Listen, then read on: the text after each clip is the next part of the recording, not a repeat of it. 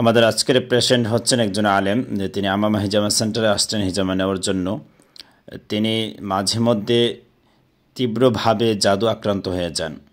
জাদুর প্রভাবে তিনি পাগলের মতো হয়ে যান। তার আচার আচরণ সব কিছু অস্বাভাবিকভাবে ফুটে ওঠে।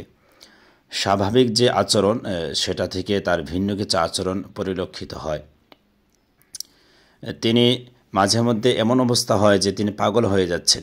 একটা স্বাভাবিক বিষয়কে, সহজ বিষয়কে তিনি সহজভাবে নিতে পারেন না। সহজ বিষয়টাকে তিনি অস্বাভাবিকভাবে নেন এবং কঠিন করে তোলেন।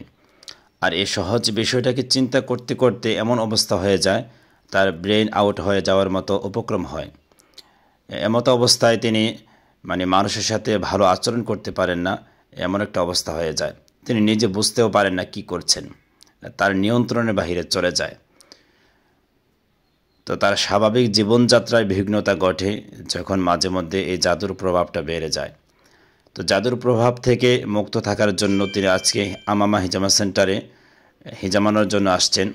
তো আলহামদুলিল্লাহ যথেষ্ট যত্ন সহকারে তাকে হিজামা দিয়ে দিচ্ছি। আমরা দোয়া করে আল্লাহ তাআলা তাকে সুস্থতার নিয়ামত দান করুন।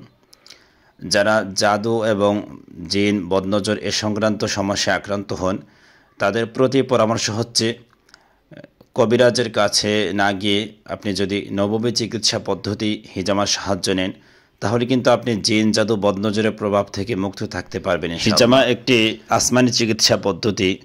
তো এই চিকিৎসা হচ্ছে রাসূল সাল্লাল্লাহু আলাইহি সাল্লাম মেরাজে যাওয়ার পরে ফেরেশতারা রাসূল সাল্লাল্লাহু আলাইহি সাল্লামকে জানিয়েছেন যে হিজামার মধ্যে আল্লাহ তাআলা শিফা নিহিত রেখেছেন। তো আমরা এই হিজামার মাধ্যমে কিন্তু অসংখ্য রোগ থেকে আমরা নিজেকে সুস্থ রাখতে পারি।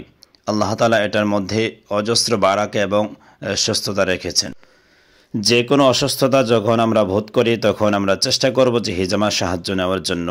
বিশেষ করে জিন, জাদু, বদনজর এবং যে কোনো ধরনের ব্যথার চিকিৎসায় হিজামা অত্যন্ত চমৎকার উপকারী।